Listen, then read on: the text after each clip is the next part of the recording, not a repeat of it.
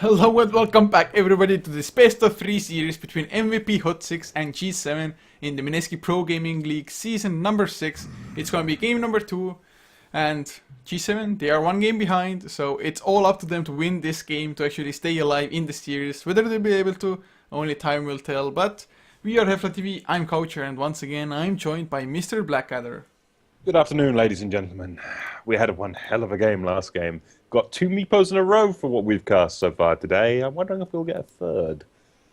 I mean, can it happen? I guess Gse7en, with them favoring the hero, they actually have 2 players for it as well, if I'm not mistaken. Kenji can play it as well. I do believe I've seen... I can't say 100%, but I've seen 2 meepos from them, I think. One was played by Kenji, the other from Leo. One won, one lost. But I can't remember which one won or which one lost. So maybe if they swap it around this time, can go a little bit better. Quite possibly, yeah, that could work, but as we load into this game, for the first time today, we see a ban on the Death Prophet, as well as the Doom. The Viper is gone. This does leave the Brewmaster in, the Razor in, the Tinker in. There are a good few options here, as well as the Lycan. So some of these big, heavy-hitting heroes are going to get through. It's only a matter of time on that one, but which ones? I mean, that is the question at the moment, and I mean, it's always scary to ban. Just 2 bans is not enough to start the first phase, or at least not what you would want. They do ban out the Faceless Void and Gse7en. If they go for the Lycan now, it's gonna be a Radiant side Lycan, which a lot of teams are like, yeah, it's not as scary at all, but if they don't pick it, MVP, they could go for like Lycan Shadow Shaman, for example. At the very least, Death Prophet is banned out, so no Lycan Death Prophet for sure.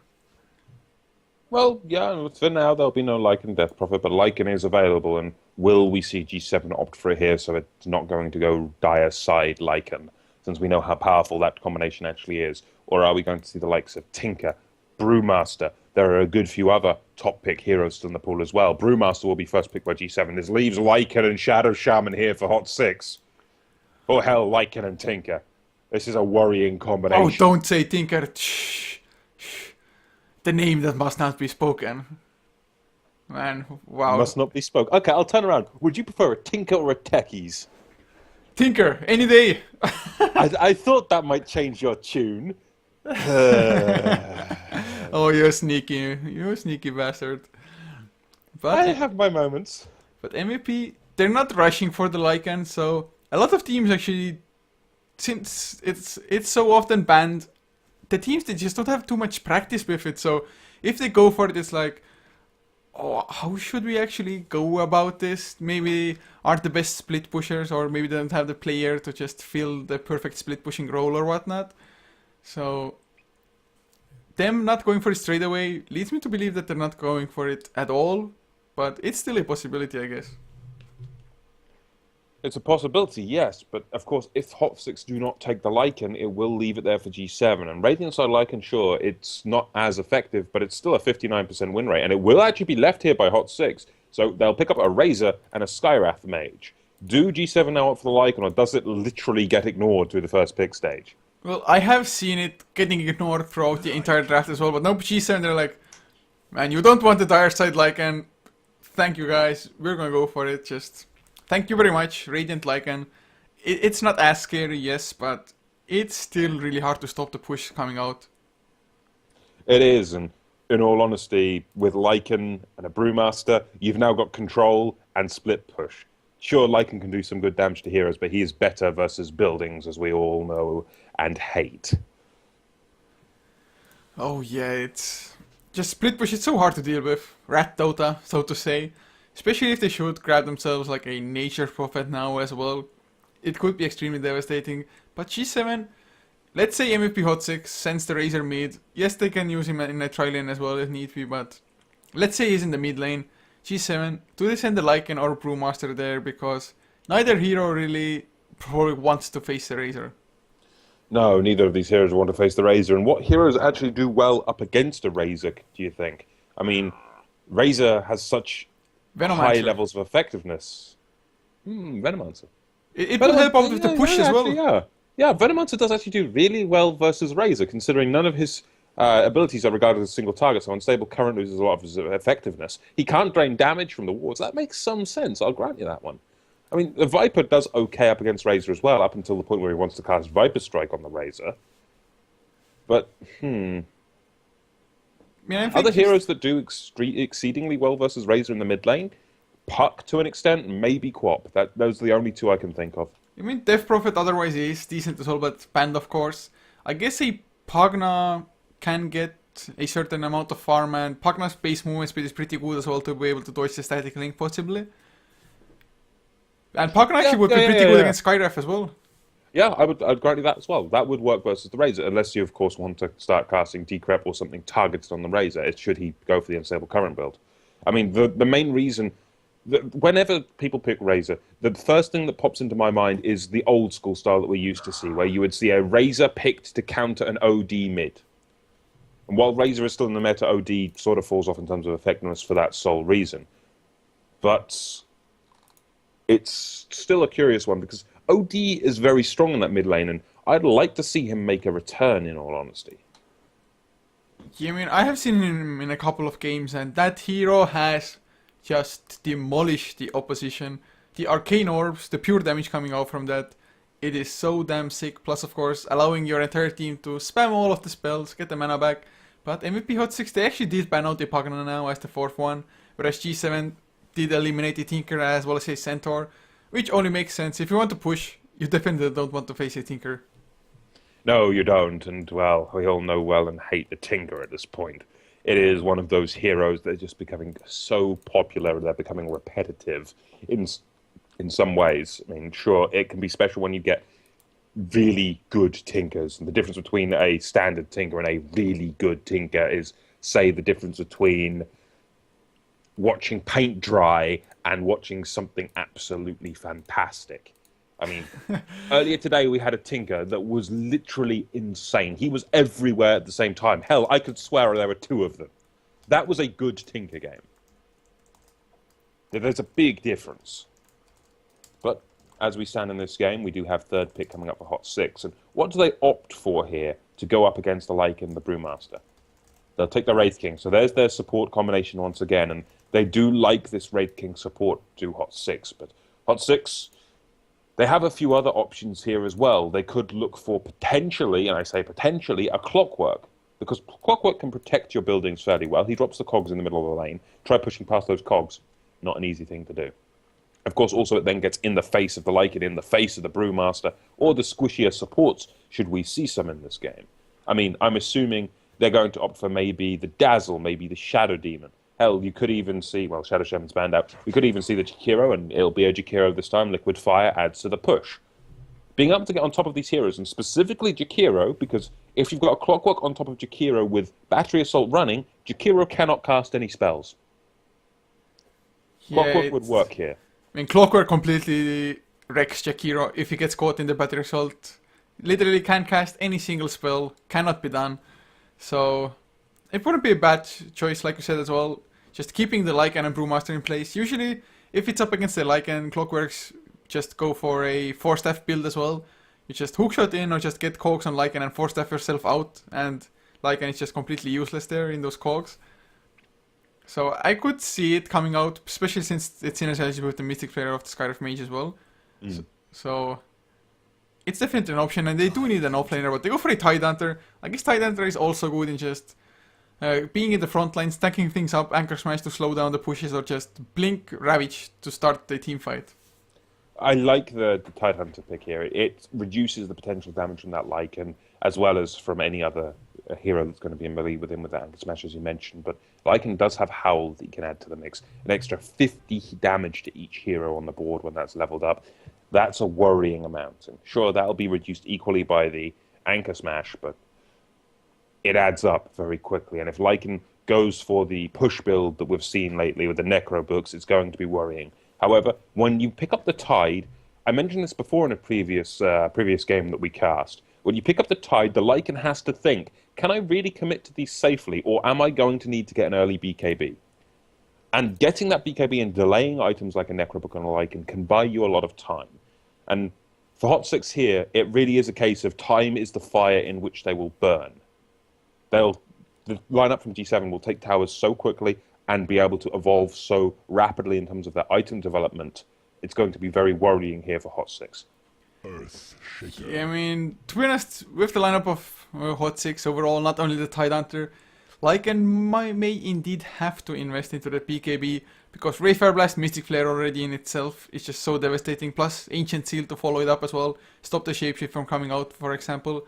Although I do believe Skywrath Mage, his likeliest target will be just stopping the Brewmaster from getting the Primal Split off, but nonetheless, man, PKBs definitely won't be bad items against MVP HOT6, and Gse7en so far, with Shakira and Lycan, you always want to have Necrobook on Lycan. I think it just boosts up the strength of that hero by a ridiculous amount, but they don't have the craziest amount of push after that if you leave the Shakira and Lycan out, so maybe he will just go for PKB and try to go for the combat Lycan, so to say.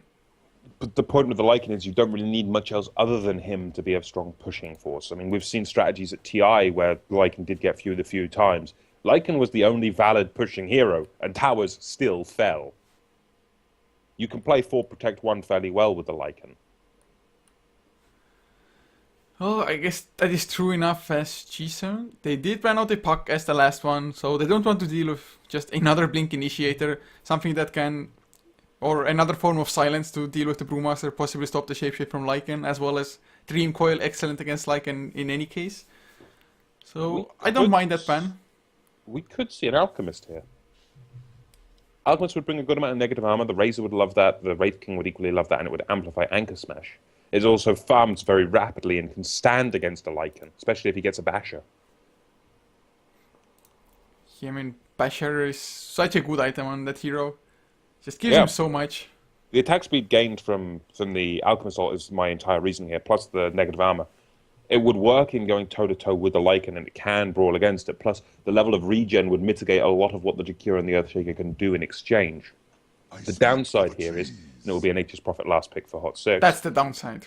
Yeah, there's the downside. The other downside I was going to say was the Brewmaster can just put the Alchemist in the air, but we're playing a greedy lineup, in all honesty. HOT6 need to wait longer for this to come online. If they had opted for the Alchemist, Alchemist comes online a lot quicker than a Nature's Prophet, for 1.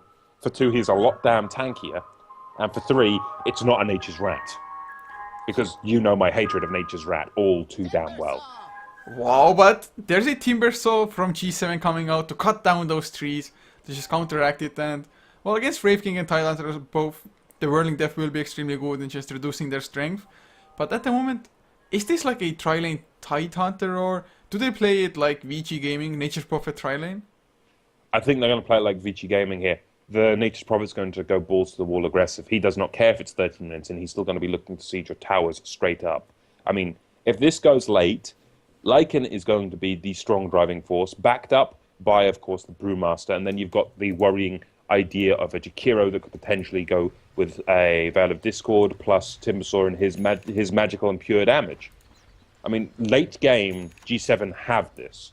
Earlier to mid game, I have my money squarely on MVP HOT6's shoulders, and just for that fact, I'm going to put my money on MVP. Well, I kind of have to agree with you, but since it would be too boring if I was rooting for the same team, I'll say Gse7en is gonna take it. They're gonna overwhelm MVP with their push. This Timbersaw is gonna just rip everybody apart, and Gse7en are gonna take it to a game 3. I can understand that. From where we stand, we have the potential of a... First blood. Surely not. Surely not. Surely not. The potential of a first blood as Kenji gets caught out. The Timbersaw getting completely annihilated there, and first blood goes the way of Cynical on that Tidehunter. That is the last thing you want to happen if you are Gse7en. Yeah, it's like, post comes out, guys, this went so bad for us, we need to rethink this. No, I probably has some lag or something. They were complaining about lag by the end of the last game as well. But, man, what a good start for MVP. Just really sneaky positioning as well. Just hanging around between, or behind these trees here. And, well, just getting easy first blood. And like you said, Tidehunter getting it as well. Just such a bad thing. And Tidehunter, he can just easily manhandle. I think that Timbersaw, now that he does have the small advantage, gets those earlier levels or just items. Yeah, I can completely understand that. And Here's my curious little question to you. This Nature's Prophet, yeah? I'm assuming it was going to be tied offline. This assumes Nature's Prophet will be safe lane farming, potentially supported, potentially looking for early towers. I'll be right if they're playing this like VC. Yeah, I mean, I guess they can do so at the moment. This is just hypothetical, assuming Musica wants to do that. I mean, it could, of course, be a... Well, it happens rarely, and when I say it happens rarely, we're talking Empire sometimes do it, and Virtus Pro sometimes do it. We occasionally do see the Nature's Prophet take the mid lane. That is another option here, and that'll then put the Razor into the safe lane. You mean, it's an option for sure, but I think actually Nature's Prophet safe lane would be a little bit better just purely for the fact that Razor will do a lot better against Lycan, or just stop Lycan from getting crazy amounts of farm, whereas Nature's Prophet, I don't think Lycan would care too much about that hero being in mid lane. Yeah, I can understand that. I mean, Lycan will chew heroes to pieces in this middle lane, especially just with Wolf Harass, but it's honestly up to the rotations here from MVP to keep Gse7en and specifically Shoti down. If Shoti gets anything, he can just snowball out of control. And we know how powerful a Lycan is, especially if he can get an early Vladimir's. Man, the early blast definitely just boosts up the damage by so much, especially if you have maxed out Feral Impulse as well. Actually, speaking of that, how do you prefer the Lycan builds? Like, is it just, well, max out Wolves I guess is there for every build almost, but do you prefer maxed out Howl or Feral Impulse? I would say maxed out Howl. Howl provides too much in terms of team momentum. I mean, Feral Impulse, if we look at it mathematically wise, sure, you gain 30 bonus attack speed on your hero and units you control, as well as 30% more damage. However, you consider max level up in Howl, that's 50 damage per each hero on the map. So 250 damage, and all minions gain 20. That's a lot of differentiation. Yeah, it most certainly is. I mean, I like the Howl as well. It depends on how well, I guess, Howl can be used by their lineup. Them having actually 4 melee heroes, the Howl might not give them too much unless they just can actually properly get close, maybe get a nice Fisher block from the Earthshaker. And actually having 4 melee heroes up against the Tidehunter, I see great ravages in the future of this game. I would be inclined to agree with you. Since Timbersaw is going to be in their face, so is the Lycan and the Brewmaster. It's really just ravaged territory, isn't it? It's going to be very, very strong. Not only that, even just the Anchor Smash already will mitigate the damage output of Gse7en by quite a lot. I guess Timbersaw just goes for magic damage mostly anyway, and Brewmaster is just Primal Split, but... And, well, Earthshaker, if he's in your face, to be honest, you should be the one being a little bit scared as well. Okay, yeah, I'll give you that. He'll need to be a little bit scared and a little bit worried, but right now, Cynical could potentially get caught out. Sure, Cynical got the first blood, but it seems he will be the second blood. A couple more right clicks will spell his doom. Gush won't be enough to survive this one, and Jakiro from Cali will pick up the kill. The revenge! Yep, revenge needed to happen. They set up this pause, man. They were thinking long and hard about this, and actually, we might see a mid lane as well. Chubei already coming in, showed he's definitely vulnerable, only has 1 point into Howl. Is he gonna get stunned? Actually, Chubei, he turns around and they give up on the gank.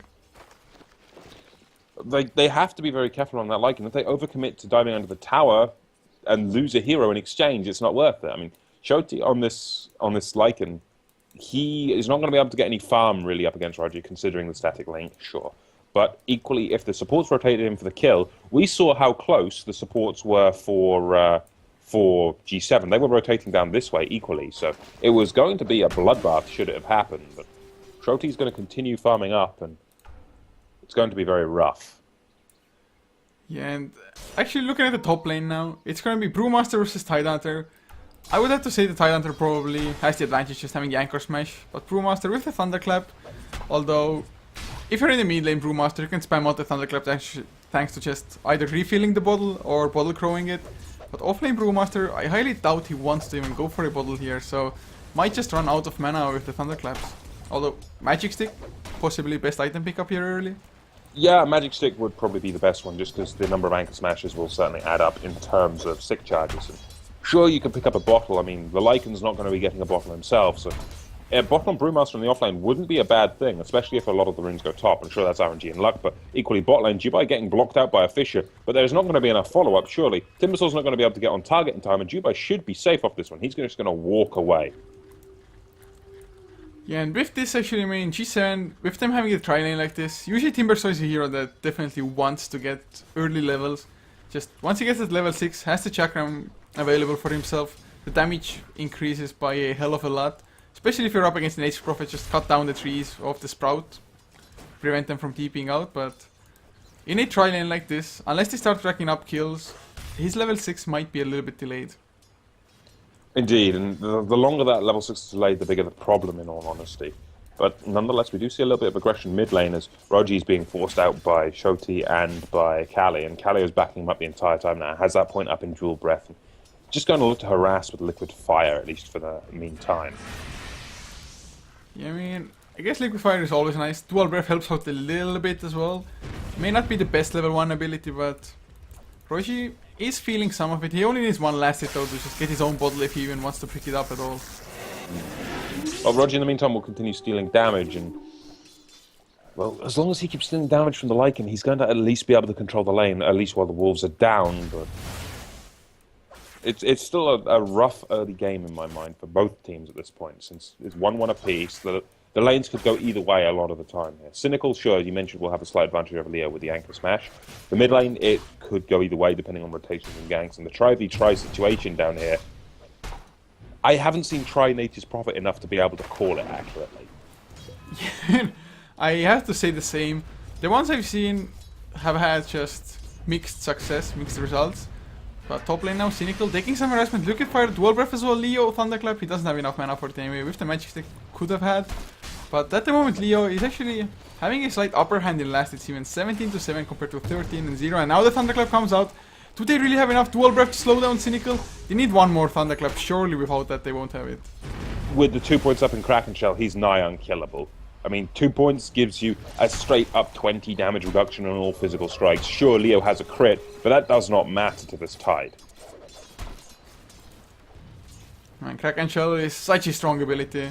Of course, sometimes, well, when it's in a pure offlane Tide Hunter, he goes for both Kraken Shell as well as the Stout Shield early on. But that time when Stout Shield was really not necessary in this lane. And went for a Ring of Bazzi as well, actually. Not a common item on Tide Hunters, I want to say. But helps out with pushing just to get the extra armor, and just some mana regeneration is always nice for Tide. Well, mana regeneration on Tide, yeah, pretty damn strong, I will grant you that, but what level do we go? We go for the Bacillus, yeah. What I would prefer to see was the Urn. The Urn would give you some magic regeneration and will certainly help in terms of sustain the lanes.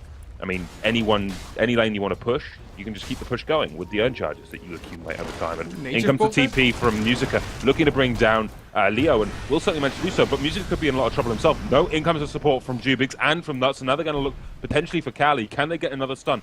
Potentially. They have the movement speed, but they just don't have the ability to close the distance in time before he's behind the tower. So 4 heroes rotated in all of a sudden. They did get 1 kill, so it was worth it. They did lose a lot of time though. So I guess it's not the worst trade for Gse7en at the moment, since so many heroes did go there from MVP. Nature Prophets. Actually, oh, he gets fissured up as well. Can he get the kill? He goes through with the Whirling Death as well as the chain, but Musica, he survived. The chain didn't connect. If that chain would have connected, it would be a completely different thing. That chain didn't connect either, and Kenji's now out of mana, but in comes the support rotation. Jubai is there. Do they have the stun? He needs a Wraithfire, and he doesn't have one for 3 seconds, 2 seconds, 1, 0. He's got it, but now can they kill him off in time? He's trying to deny himself to the Ancients, and he's trying to just suicide, but equally, this was a trap. He baits him into a fissure, and it's a Nature's Prophet for a Timbersaw. And Jubai, Ancients, they're right-clicking away at him. Go on, Ancients, go away. Don't bully the Wraith King anymore. Whew, even popped the smoke. Just for safety and to be wise, that was a good call to do. I mean, you can't really risk going down like that. And Tubix survives at how much HP? Just under 100. It's quite the staggering difference right there. But it was a nice trap from the Timbersaw to bring the Nature's Prophet in range of Fissure across the top like this. That was quite smart to see, and I liked that greatly. Yeah, it was a really nice kill for them to get like that, and actually really necessary, otherwise would have been just a death on a core Timbersaw who At least he's level 5.5, actually, thanks to the kill on Musica that he was in range of for XP. But rotations coming in from Leo as well as the Chikiro. Can they get Roji? Killing Roji? Yes, they certainly can, I reckon. Sure, the Razor's going to be doing enough, but actually with a Plasma Field, he gets the turnaround onto the Chikiro, and now we get a stun. Leo getting a load of damage stolen. This is all just going wrong, and Shoti just cannot commit to this. I thought they'd be able to kill Roji with no difference or no damage at all being dealt to his team, but a complete turnaround from what I thought. That was a 2-for-0 trade, effectively.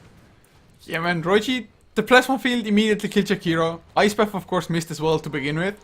So from there on, it kind of started going downhill. Brewmaster wanted to get the Primal Split off, it looked like. Brave Fire Blast stopped it, and then he was like, yeah, if I use Primal Split, I'm not gonna get anything probably anyway.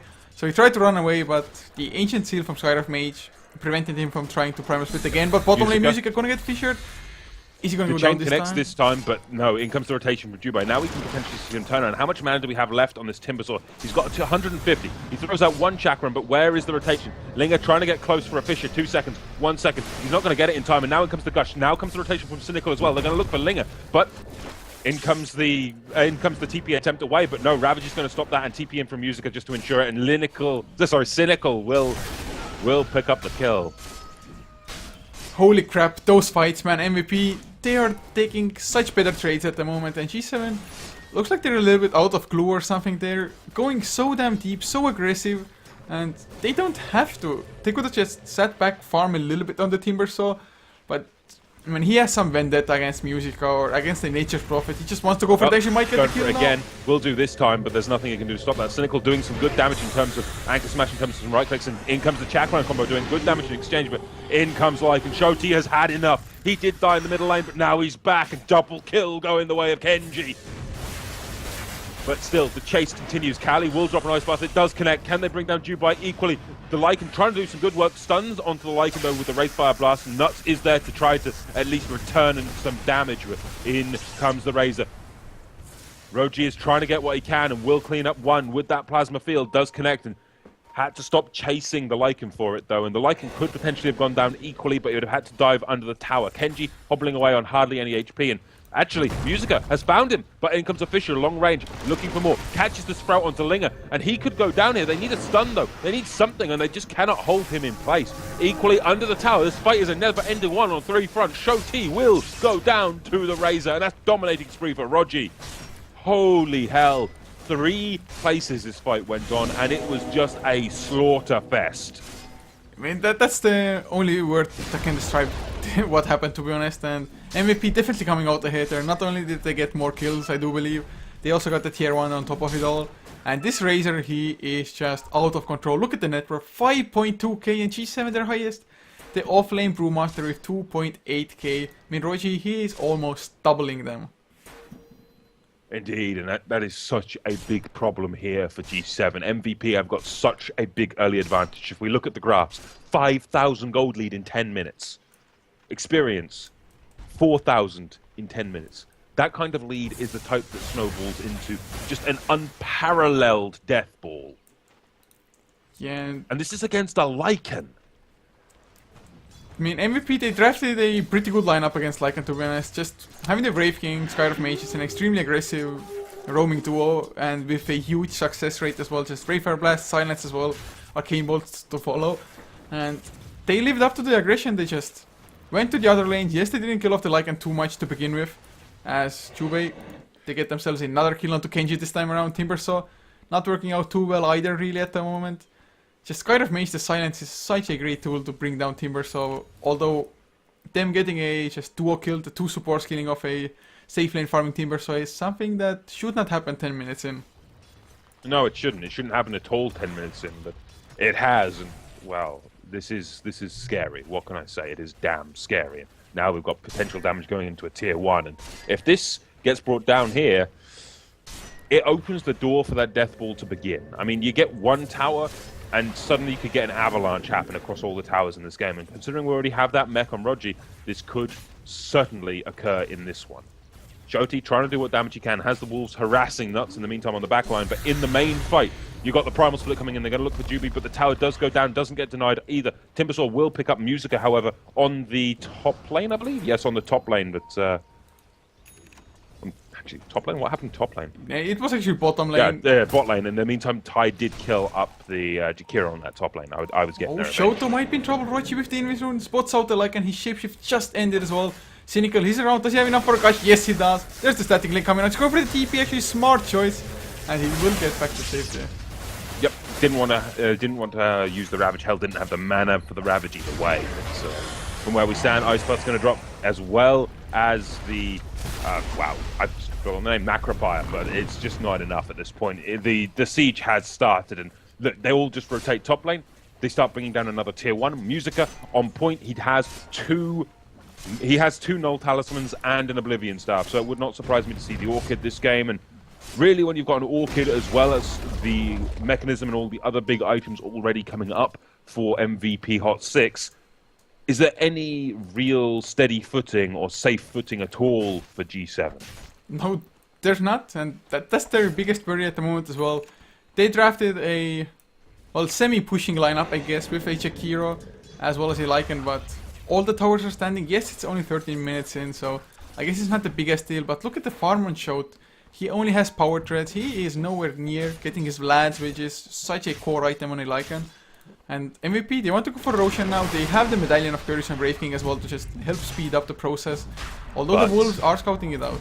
Yeah, Wolves will scout this out, and they could potentially do some funny shenanigans in terms of denying the Aegis should they last long enough. But the Wolves are going to time out before Roshan goes down in my mind. And he is just not falling quick enough, but we do see a 3-man rotation coming towards this mid lane in the meantime. And we haven't actually really looked much at Linger. He's only got his Arcanes. He's still a good 1,800 gold away from those from the Blink Dagger, and it's the Blink Dagger we need to see. And the Wolves are revealed this time, dropping the Sentry to ensure there are no shenanigans here. And Roshan at this rate will fall in favor of MVP. The Chakram going to fly through though and at least harass them and at least get something for their time and effort. But who can really initiate this? They have a Blink Dagger on the Brewmaster, and with Roshan going down, and this will be an Aegis onto Roji. Who's going to fight? Where's the fight going to break out? They're going to go onto Linger, and Linger will fall. But in the meantime, Primal Split goes up. Aegis of the Immortal was picked up by the Razor, as we mentioned, and now everything just turns out into a complete clusterfuck. And who's going to start this fight? Who's going to be the next victim? They're going to look to bring down the Panda Split. But no, that's going to time out, and Leo is now back in the fight. But everyone falling back. Shoteet doesn't want anything to do with this, uses the Metamorphosis to try to escape, and equally, you've got Kenji Spider-Manning around the map, wanting the hell out of that Roche Pit engagement. But top lane, you do have the Jakiro TPing away from the combo of Juby and Musica. Didn't quite get the stun in time from Juby, and it's just a case of it's a Roshan for nothing, and it was good that G7 didn't commit or lose anything there, because otherwise that could have been a tier 2 quite easily. Yeah, they only lost the Earthshaker there, but you couldn't really have expected him to survive anyway with the Mystic Flare being spent for that as well. But that's the good thing about Skyrock Mage and Mystic Flare. The cooldown of it isn't all that long. And man, Rochi having an Aegis, he is only 1000 gold away from finishing up an Aghanim Scepter now as well already. With a mech and power treads on top of that. He is 7,500 in net worth. Next highest, or the highest in G7, 4,500. So a 3k difference as Shot keeping out from Cynic. Actually, the Ravage spent for that as well. Can they get the kill? There's no shapeshift anymore. I think Cynic is just going to chase him down, or is he? Musica wants to TP in to help a little bit. It'll take us an Anchor Smash, and that will be more than enough. They didn't even need the TP in from Musica. That's the strength of the Tide. This is why I was saying, Tide makes Lycan think, do I want to go BKB?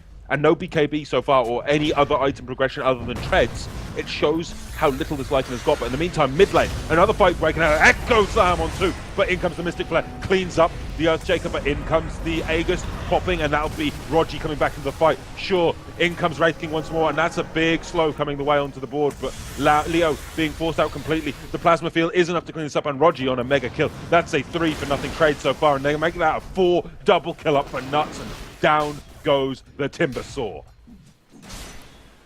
Holy crap, man. MVP 18-5.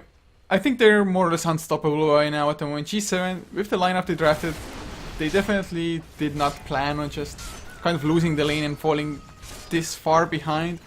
Just having so many melee heroes to begin with, and Timbersaw, he's so reliant on Snowball, which just didn't happen. The same almost as the last game. They went for a Meepo, they just couldn't get it through enough. MVP, they applied enough early pressure, which they are doing now as well. And from those two games, it just feels like MVP, they are more solid as a team, as a unit. Well, MVP's mantra so far seems to be early aggression. It seems to be the style of play they like. It's certainly paying off this time. And well, early aggression is very entertaining for all of us to see, and they're even going to force HOT just to use the Metamorphosis to run away, but Kenji comes in. However, it's off the back of a Fissure that hits on 4, but they just cannot get anything. The mech's popped by MVP, and they're all safe. In comes Leo. Primal Split is there.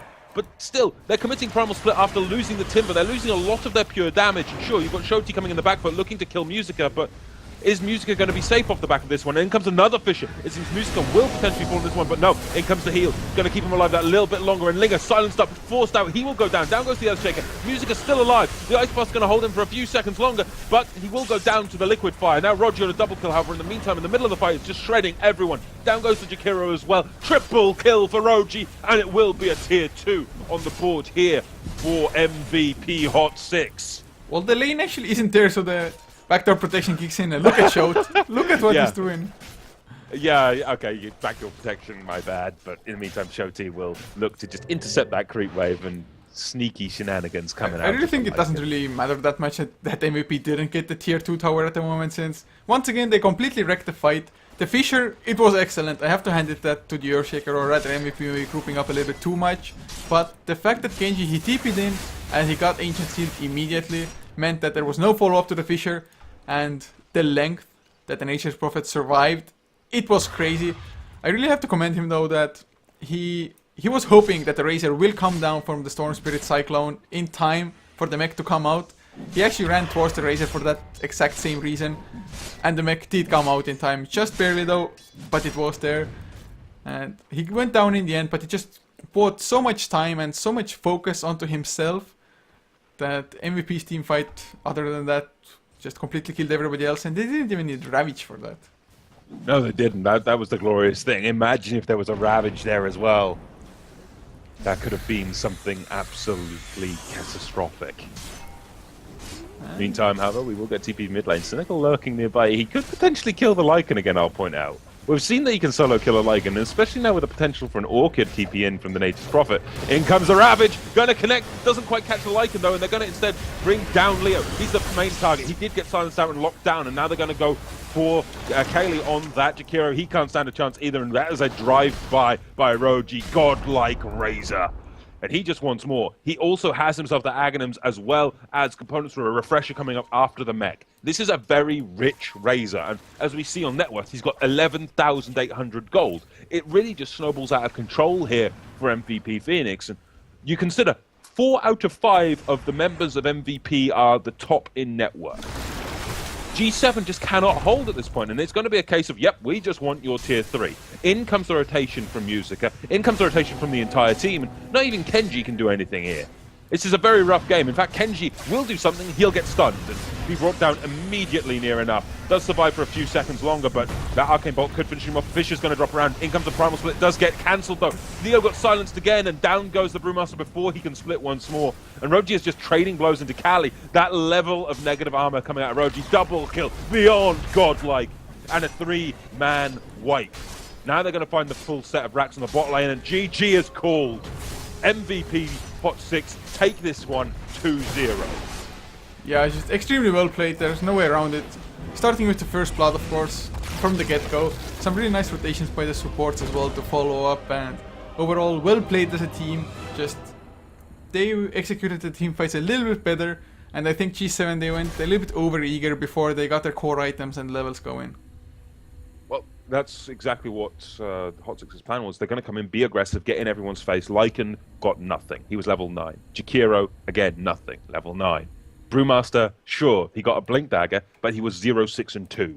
Every fight that he wanted his Primal Split near enough, he got silenced.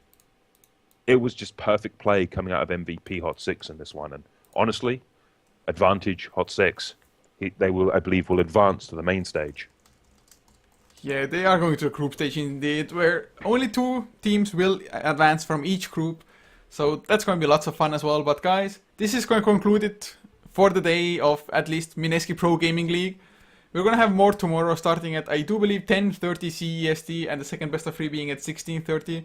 So come back tomorrow if you want some more. And of course, for today, it's going to be in 30 minutes time on HeflaTV 2, Titan versus Zero Latitude in the Joint of the League for a 2-game series. So Titan, always fun to watch. I'm not too sure if we're going to have any more games coming up after this. We might, but some of them got cancelled, so I'll have to check the schedule again. If, then it's going to be Power Rangers versus Coast.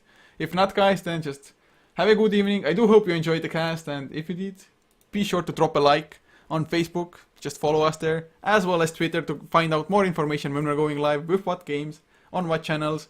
And of course, check out our Twitch other channels as well. For English, it's this channel, HeflaTV2 and HeflaMoke. Heroes of New Earth, not Heroes of New Earth, what am I saying? Heroes of the Storm, up on HeflaTV 3 and 4, and the Chinese casts on 5 and 6. But guys, just once again, much appreciated. And Blackadder, any last words? Well, my only last words really are thank you for listening in, ladies and gentlemen. We look forward to more coverage of the MGPL. It is one hell of a tournament so far, and I look forward to the next few days.